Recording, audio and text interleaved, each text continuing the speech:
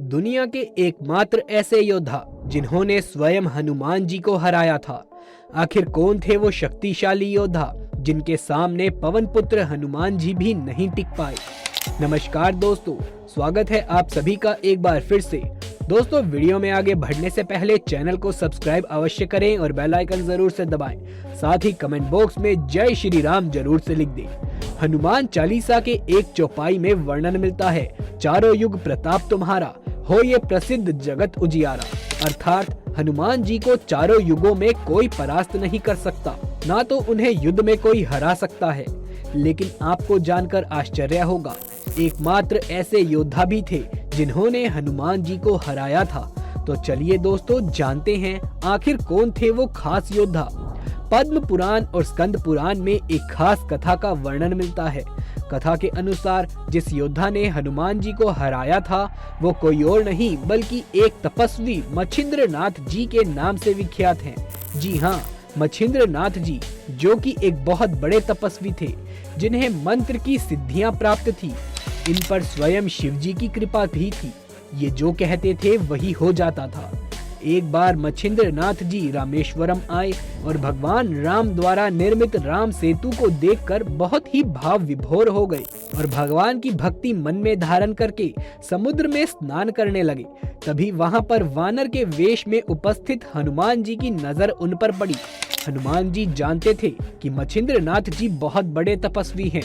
फिर भी हनुमान जी के मन में मच्छिंद्र नाथ जी की परीक्षा लेने का विचार आया। परीक्षा लेने के लिए हनुमान जी ने अपनी लीला आरंभ करी और जोर से बरसात होने लगी। ऐसे में वानर रूप धरे हनुमान जी बरसात से बचने के लिए पहाड़ पर एक गुफा बनाने का झूठा नाटक करने लगे।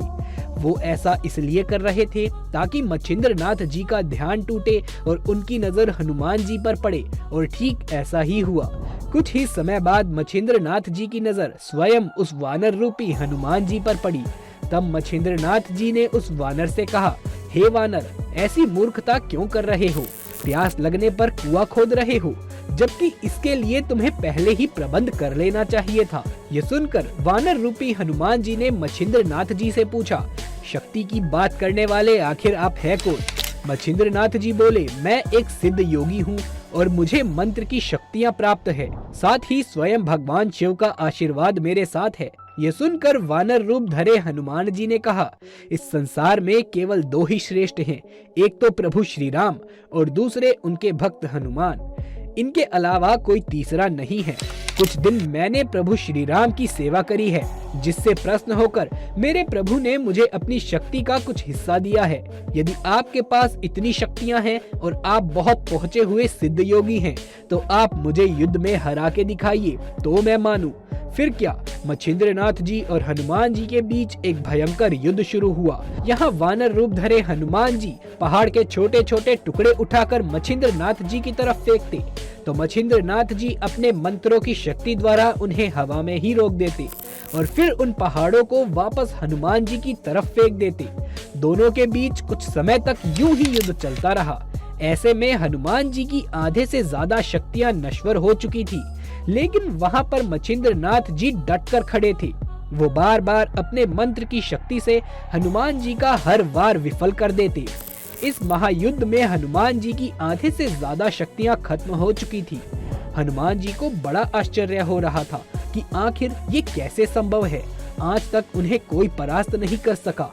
युद्ध का कोई निष्कर्ष निकलता उससे पहले ही वहां पर पवन देव पधार गए और उन्होंने स्वयं दोनों का युद्ध रुकवाया। साथ ही उन्होंने हनुमान जी से आग्रह किया कि वो स्वयं मच्छिंद्र नाथ जी से क्षमा मांगे। ऐसे में हनुमान जी ने अपने पिता की बात मानी और स्वयं मच्छिंद्र नाथ जी से क्षमा मांगी। दोस्तों, इस प्रकार स्वयं मच्छिंद्र नाथ जी से हनुमान जी हार गए थे और वही एकमात्र ऋषि थे, या कह लीजिए योद्धा थे, जिनसे पवन पुत्र हनुमान जी की हार हुई थी। वैसे दोस्तों, हनुमान जी को मृत्यु के देवता यमराज तक भी परास्त नहीं कर पाए थे। आइए जानते हैं पूरी कहानी। जिस समय मनुष्य का जन्म धरती पर होता है, उसी समय उसकी मृत्यु का दिन भी प्रकृति द्वारा निश्चित कर दिया जाता है। मनुष्य हो या कोई अन्य जीव, सभी की मृत्यु निश्चित है। एक ना एक दिन सभी को अपने कर्मों के अनुसार स्वर्ग या फिर नरक में लौटना पड़ता है। जन्म मृत्यु के इस चक्र से मनुष्य रूप में जन्मे भगवान भी नहीं बच सकते। उन पर भी प्रकृति का ये नियम सामान्य रूप से ही लागू होता है। इस तरह रामायण में भगवान श्री राम के वैकुंठ भ्रमण की कहानी मिलती है, जिसमें यमराज को भी श्री राम के प्राण लेने से भय लगता था।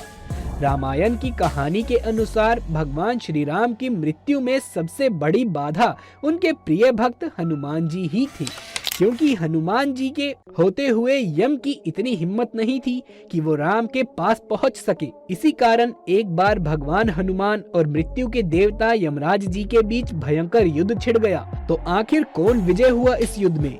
इस भयानक युद्ध के कारण क्या विधि का विधान बदल गया? आइए जानते हैं।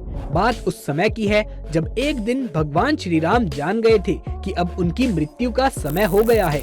वो जानते थे कि जो जन्म लेता है उसे मरना पड़ता है। यम को मुझ तक आने दो, मेरे लिए वैकुंठ मेरे धाम जाने का समय आ गया है। लेकिन यम प्रवेश के लिए हनुमान जी को हटाना जरूरी था। इसीलिए श्री राम ने अपनी अंगूठी को महल के फर्श के एक छेद में गिरा दिया और हनुमान जी से इसे खोज कर लाने को कहा। हनुमान जी ने स्वयं का स्वरूप छोटा करते हुए भंवरे जैसा आकार ले लिया और केवल उस अंगूठी को ढूंढने के लिए छेद में प्रवेश कर गए। वो छेद केवल छेद नहीं बल्कि एक सुरंग का रास्ता था जो सांपों के नगर लोक जाता था। हनुमान जी नागों के राजा वासुकी से मिले और अपने आने का कारण बताया। वासुकी हनुमान जी को नागलोक के मध्य में लेकर गए और एक ऐसे स्थान पर लेकर गए जहां अंगूठियों का एक पहाड़ जैसा ढेर लगा हुआ था। यहां आपको राम जी की अंगूठी अवश्य से मिल जाएगी, वासुकी ने कहा। हनुमान जी सोच में पड़ गए। वो कैसे ढूंढ पाएंगे, क्योंकि ये तो भूसे में से एक सुई ढूंढने जैसा है। लेकिन सौभाग्य से जो पहली अंगूठी उन्होंने उठाई वो राम की अंगूठी ही थी। आश्चर्यजनक रूप से दूसरी अंगूठी जो उन्होंने उठाई वो भी श्री राम की अंगूठी ही थी। वास्तव में वो सारी अंगूठी जो उस ढेर में थी वो सब श्री राम की अंगूठी थी। सब एक जैसी ही थी। इसका क्या मतलब है? वो सोच में पड़ गए। वासुकी मुस्कुराए और बोले, जो इस संसार में रहते हैं वो सृष्टि और विनाश के चक्र से गुजरते हैं। इस संसार की प्रत्येक सृष्टि चक्र को एक कल्प कहा जाता है। वासुकी की इन बातों से हनुमान जी जान गए कि उनका नागलोक में प्रवेश और अंगूठियों के पर्वत से साक्षात्कार कोई आकस्मिक घटना नहीं है। वो तत्काल धरती पर पहुंच गए और भगवान श्री राम के महल के बाहर उनकी रक्षा करने को तैनात हो गए। तभी वहां यमराज जी का आगमन हुआ। यमराज जी हनुमान को देखकर चकित रह गए। यमराज जी ने हनुमान जी से कहा, रास्ते से हट जाइए हनुमान, भगवान राम का अंतिम समय आ चुका है। मुझे उन्हें उनके धाम वापस लेकर जाना ही होगा। हनुमान जी ने कहा, मेरे रहते ऐसा कभी नहीं हो सकता। अगर आप अंदर जाना चाहते हैं तो पहले आपको मुझसे युद्ध करना होगा। यमराज जी ने कहा, अगर ऐसा है तो मैं युद्ध करने के लिए तैयार हूँ। हनुमान जी और मृत्यु के देवता यमराज जी के बीच युद्ध प्रारंभ हो गया। हनुमान जी ने अपने गदा से प्रहार करना शुरू किया। यमराज जी ने भी बड़ी तत्परता से उसका उत्तर दिया। चारों दिशाएं गदा की आवाज से गूंजने लगी। सभी अयोध्या वासी वहां एकत्रित होने लगे। चारों ओर हाहाकार मचने लगा। इधर यमराज जी और हनुमान जी का युद्ध विकराल रूप लेता जा रहा था।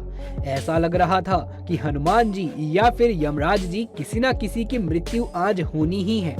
हनुमान जी का गुस्सा अब 7वें आसमान पर पहुंच चुका था। उन्होंने यमराज जी पर बड़ी ही तीव्रता से अपना गदा प्रहार किया।